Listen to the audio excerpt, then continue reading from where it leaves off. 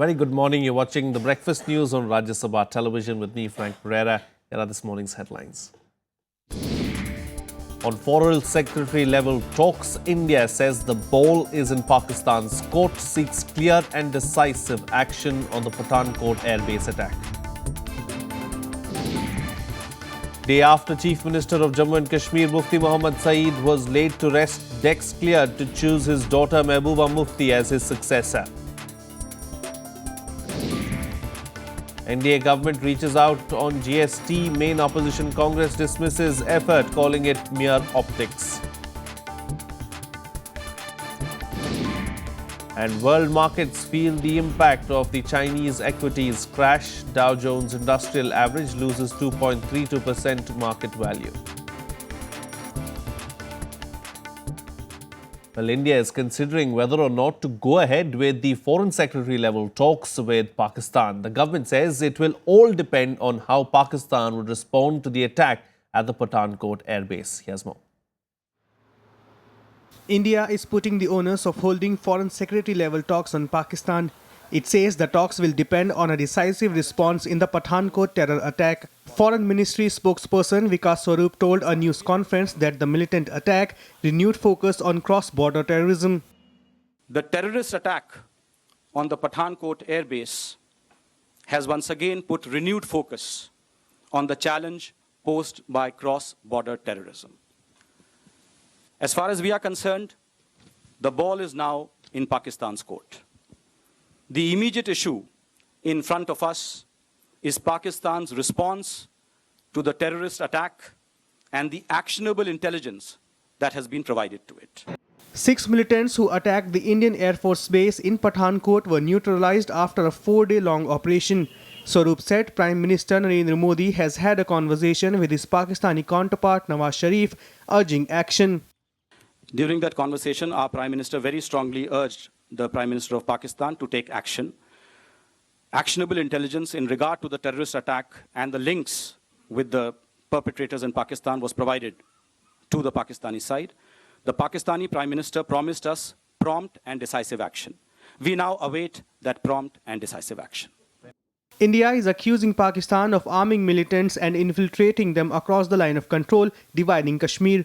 Pakistan assured India that they would help in fighting militancy, especially after Modi's surprise visit to Pakistan on Sharif's birthday. However, attempts are underway by Prime Minister Narendra Modi and Nawaz Sharif to improve historically fraught relations between the two nuclear-armed neighbours. Bureau Report, Rajya Sabha TV. Well, army and police personnel carried out searches in Gurdaspur after local residents claimed they spotted 2 militants in the area. The presence of the militants could not, however, be confirmed. In a related development, Pathankot IAF Station Commanding Air Officer Air Commodore J.S. Damoon declared that the operation to sanitize the Pathankot airbase was close to completion. He also praised the timely and precise intelligence input for the success of the operation. इनके बारे में अभी कुछ पता नहीं लगा है, लेकिन हम चाहे वो इन्फॉर्मेशन गलत हो चाहे सही हो, हम उसको सही मान करके चल रहे हैं और प्रोफेशनल तरीके से उसको डील कर रहे हैं. Effective use of our air assets that was made possible by the deployment of 800 army troops in the technical area alone. These air assets were used to keep the area under surveillance to ensure early detection, isolation and subsequent engagement by own troops. Well, moving on now, amidst the stalemate over the GST bill, the NDA government once again reached out to the main opposition, the Congress, seeking its support. The Congress, however, has termed the government's efforts as mere optics. Aiming to get its key economic reform measure, the GST bill, cleared during the budget session, the NDA government once again reached out to the Congress on Thursday. Parliamentary Affairs Minister M. Venkaiah Naidu called on Congress Chief Sonia Gandhi, seeking her support for the passage of the crucial bill. Congress have raised 3 issues. Those issues have been addressed by the Finance Minister, has been communicated to the Congress party. So I suggested to the Congress President that they should discuss it and then get back to the government at the earliest so that we can move forward in the larger interests of country. The Congress President told me that they will discuss it among themselves. The Congress, meanwhile, expressed its willingness to pass the bill but termed the efforts made by the government as mere optics. We do not want to put any hurdles.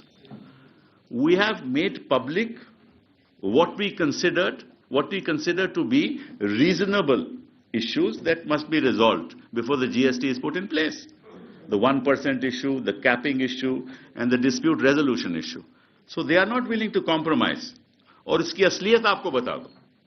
उसका reason ये है कि स्वदेशी जागरण मंच और RSS इसके खिलाफ है और आरोप कांग्रेस पार्टी पे लगा रहे हैं। This is the second major outreach by the government to the top Congress leadership on the GST bill. Prime Minister Narendra Modi had met his predecessor Manmohan Singh and Sonia Gandhi over tea at his residence on November 27th last year to try and bring an end to the stalemate. Congress has sought 3 changes to the proposed bill. With inputs from Pranab Goswami and Vishal Daya, Bureau Report for Rajya Sabha TV. Well, in other news now, Mufti Muhammad Saeed's daughter and PDP President Mehbooba Mufti is all set to become the next Chief Minister of Jammu and Kashmir. She will be the first woman Chief Minister of the state. A party delegation met Governor N.N. Vora on Thursday at Raj Bhavan in Srinagar and handed over a letter saying PDP MLAs unanimously backed her as the new Chief Minister of the state. However, it is not clear when she will be sworn in as the new Chief Minister. PDP's coalition partner BJP had left it to the PDP to choose its nominee for the post of Chief Minister. अगर PDP को खड़ा किया किसी ने तो महबूबा और उनके father साहब जो अभी नहीं रहे, ये बड़ी कुर्बानी है इनकी, मैं आपको कह सकता हूं। अगर हक की बात करें तो उसका तो हक बनता है, सीधी सी बात है, उसका हक बनता है। पीडीपी में कोई राय नहीं है। तो जहां तक हमारा बीजेपी का सवाल है, हमारा उनसे अलायंस है, प्रोग्रेस पे, डेवलपमेंट पे वो हमारा है और हमने खुद उनको तय किया है कि उनकी पार्टी से सीएम और हमारी पार्टी से deputy CM. Well, it's time for a short break now, but news and updates will continue on the other side. Stay tuned. We'll be right back.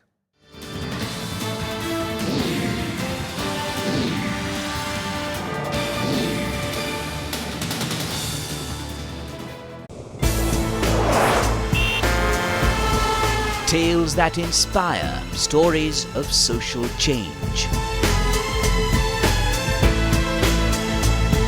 A salute to diversity, promoting public discourse. Events that motivate, inspiring the innovative spirit. Watch Rajya Sabha television documentaries every Friday at 10:30 p.m., Saturday 12:30 p.m. and Sunday at 1 p.m.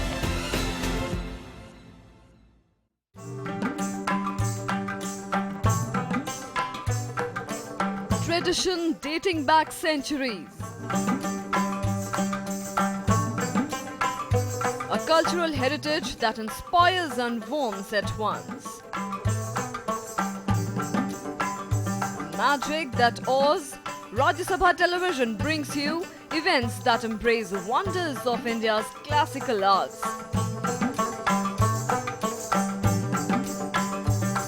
Conversations with the biggest names in the culture and music. Rajya Sabha Television, democracy at work.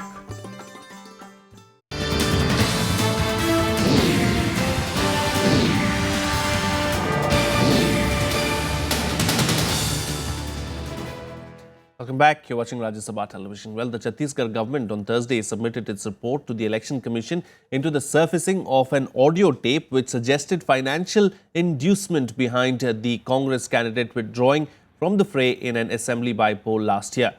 The EC action had come after a media report about the audio tape containing purported conversations between senior Congress leader and former Chief Minister of Chhattisgarh, Ajit Jogi, his son Amit, and Puneet Gupta, son-in-law of Chief Minister Raman Singh, to allegedly fix the Antagad by-poll held in 2014. Amit Jogi was expelled from Congress for 6 years this week. Moving on now, the government is considering a law to prohibit electoral trusts from accepting funds from foreign sources. This is in response to the Election Commission's proposal for a specific law to prohibit electoral trusts from transferring foreign funds to political parties. The law will be in compliance with the provisions of Section 29B of the Representation of the People's Act. At present, electoral trusts can raise funds from foreign sources because they are not expressly prohibited under law.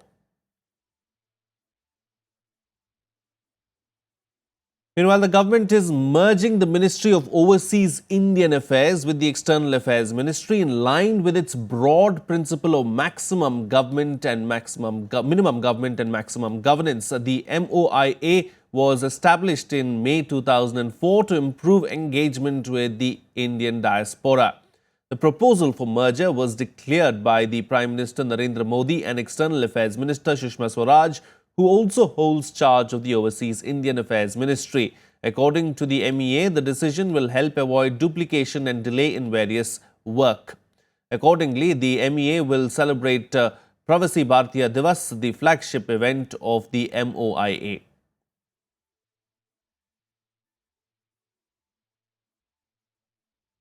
The central government has sanctioned formation of an anti-corruption zone to expedite investigations and trial in the multi-crore Vyapam scam.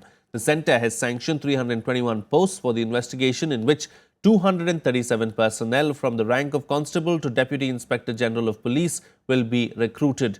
In addition, 20 legal officers and 64 clerical staffers will also be recruited in the zone to be headquartered in Delhi. The zone will be set up in the current fiscal. The CBI has registered 112 cases against more than 2,000 accused, including high-level officials and politicians in the multi-layered scam. However, the investigating agency is facing manpower crunch to provide investigations and trial into the scam. Moving on now, the ruling Samajwadi Party in Uttar Pradesh registered a massive victory in the Panchayat chairman elections by winning in 60 out of the 74 districts. The figures included 36 districts, including Prime Minister Narendra Modi's constituency, Varanasi, BJP State Chief Lakshmikant Bajpayee's constituency, Meerut, and Congress Vice President Rahul Gandhi's constituency, Amethi. While the BJP won 7 seats, Mayawati's Bahujan Samaj Party could only win in 4 seats. The Congress, however, could only register victory in 2 seats, including Raebareli. The opposition, meanwhile, alleged rigging and misuse of government machinery during the polls.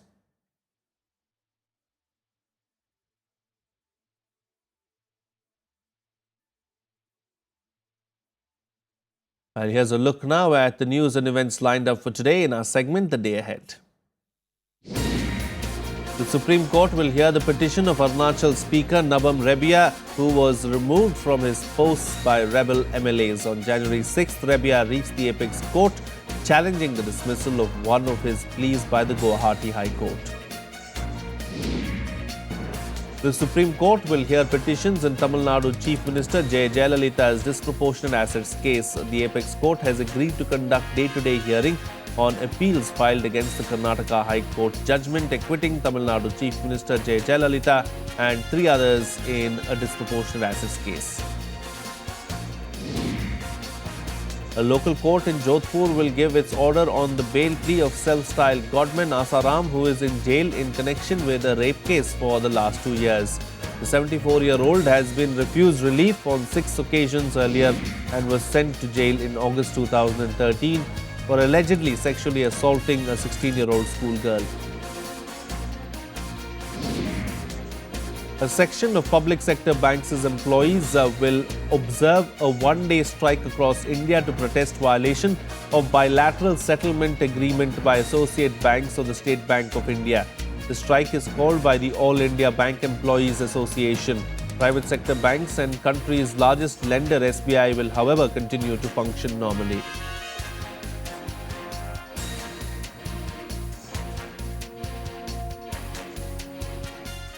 Well, it's time for another breather on the program right now, but much more lined up for you on the other side. Stay tuned. We'll be right back.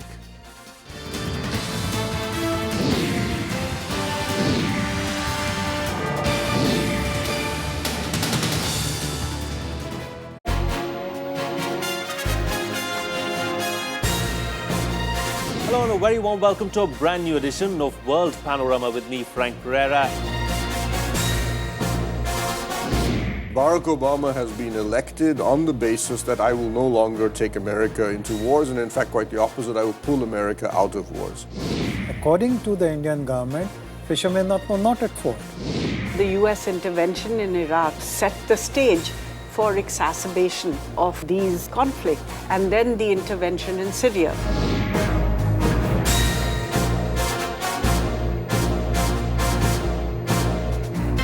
Watch World Panorama at these times on Rajya Sabha television. Hottest topics. If you can facilitate the opening up and the expansion of the international border trade, you can add to the economy. 370 धारा जो है वो जम्मू कश्मीर को मुल्क के साथ जोड़े रखती है. Candid confessions. The Congress has not been able to communicate. We have to revive our links with the masses. World-class healthcare is available to only a handful of people in this country. Courting controversies. A lot of leaders today think that they rule by divine right. Now, media has become manageable. Watch RSTV engage personalities to the point. Every Wednesday, 10 p.m. Thursday, 1:30 and 5:30 p.m.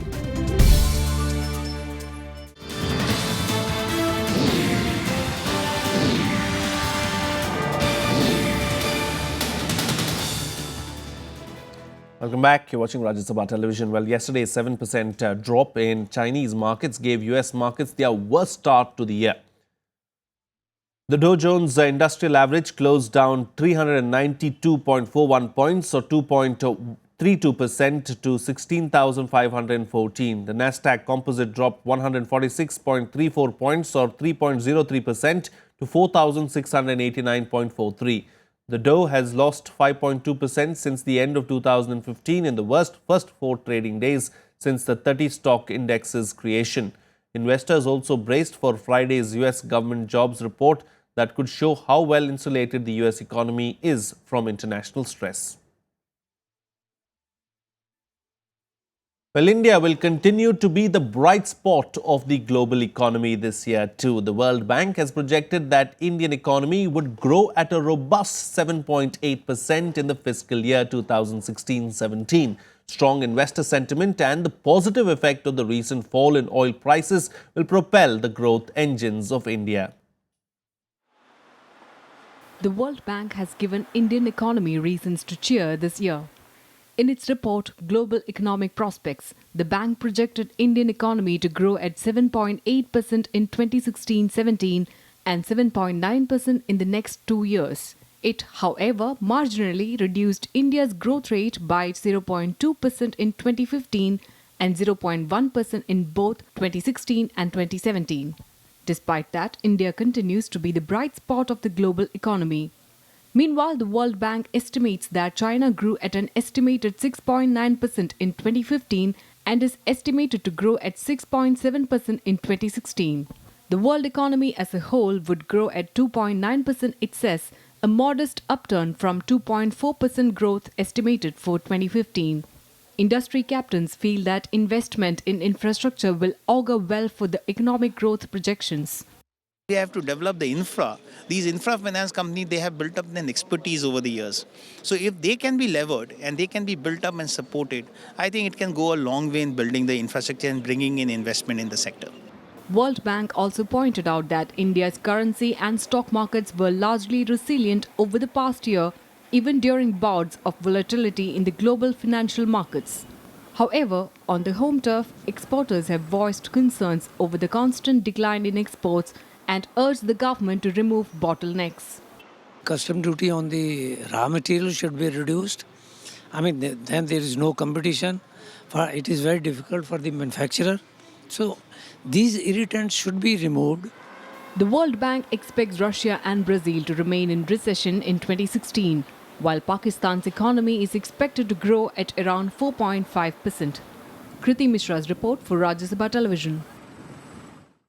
Some more international news now. South Korea will resume propaganda broadcasts into North Korea in response to Pyongyang's claims to have successfully tested a hydrogen bomb. The broadcasts were stopped in late August as one of the measures to ease animosity between the two Koreas. This comes even as North Korea is marking the day with celebrations for its leader Kim Jong-un's birthday today. North Korean leader Kim Jong-un turns 33 today, and apparently he has plenty to celebrate. Despite international skepticism on its first hydrogen bomb test, Pyongyang is upbeat, planning the day ahead with celebrations. However, on this day, South Korea will resume cross-border propaganda broadcasts that Pyongyang considers act of war. Loudspeakers are positioned in secret locations along the border and are used to deliver outside news to North Korean soldiers and residents in the area. Seoul has also begun talks with Washington that could see the arrival of nuclear-powered US submarines and warplanes to the Korean peninsula. 1월 8일 정오를 기해 대북 확성기 방송을 전면 재개하기로 결정하였다. 우리 군은 만반의 대비 태세를 유지하고 있으며 만일 북한이 도발할 경우 In response to the nuclear test, the United Nations has drawn up new measures against North Korea. US, South Korea and Japan have agreed to work together to forge a united and strong international response to the test. US also said it wants to work closely with China to determine the best response. Obviously, the nation of China wields more influence over the North Korean regime than probably any other country in the world. And we certainly want to work closely with them to determine an appropriate response. 我想强调的是，半岛核问题由来已久，错综复杂。中方呢也一贯主张在六方会谈的框架下，通过对话解决各方的合理关切，那么实现半岛的无核化和长治久安。 Experts say the estimated power of Wednesday's blast fell far short of what would be expected from a hydrogen bomb. At the moment, the US and nearby countries, including Japan, are carrying out tests to give clues as to what kind of device was tested. Bureau Report, Rajya Sabha TV. Meanwhile, the Syrian government has agreed to allow aid into the besieged rebel-held village of Madaya amid reports of residents starving to death. Some of the estimated 30,000 people trapped in the village have been forced to eat grass. Their future remains uncertain in the run-up to the proposed peace talks in Geneva on the 25th of January. Children and skeletal old men eating nothing but grass. A kilo of rice costing more than $100. People dying from starvation. Grim conditions are being reported from Madaya, 25 kilometers from Damascus and 11 kilometers from the border with Lebanon. The town has been besieged since early July by government forces and Hezbollah, its Lebanese ally. يا عمو قديش صار لك بالاكل؟ 7 أيام. قول والله العظيم. والله العظيم. The United Nations on Thursday said the Syrian government agreed to allow 8 convoys into the besieged city of Madaya and in 2 others, Foa and Kefraya. Medicine Sans Frontiers says 23 people died of hunger since 1st of December and more people are at risk. In a statement, UN says, we are particularly concerned about the plight of nearly 4 lakh people besieged by parties to the conflict in locations such as Deir ez-Zor province in eastern Syria, the Raya, Foa and Kefraya. Experts say the blockade is the regime's strategy to put pressure on rebels in the north who are blockading Kefraya and Foa towns. The Lebanese Hezbollah, which is active on the ground besieging Madaya, has dismissed the furor as campaign of distortion by the opposition. But in this game of like-for-like brutality, it is the civilians who are caught in the middle. Bureau Report, Rajya Sabha TV. Here's a roundup of the other international news in our World Wrap. At least 50 people were killed and 100 injured by a truck bomb targeting a police training center in the western Libyan city of Zliten. The bomb detonated at the Al Jafal training camp as around 400 recruits were gathering in the early morning session. In a separate attack, a suicide bomber killed 6 people at the entrance of Ras Lanuf, a major oil port in north of the country. French police shot dead a man who was trying to attack a police station on the anniversary of the Charlie Hebdo attacks. The suspect was carrying a meat cleaver and wearing a dummy suicide vest. A piece of paper found on his body pledged allegiance to the Islamic State and vowed revenge for French attacks in Syria. Last year, gunmen murdered 17 people in attacks, including at Charlie Hebdo magazine and a Jewish supermarket. The company behind a massive gas leak in California has denied it is responsible for an environmental catastrophe. SoCal Gas said it was working to stop the leak, though it could take weeks. The leak began in October in a vast underground storage field in Port Orange on the outskirts of Los Angeles.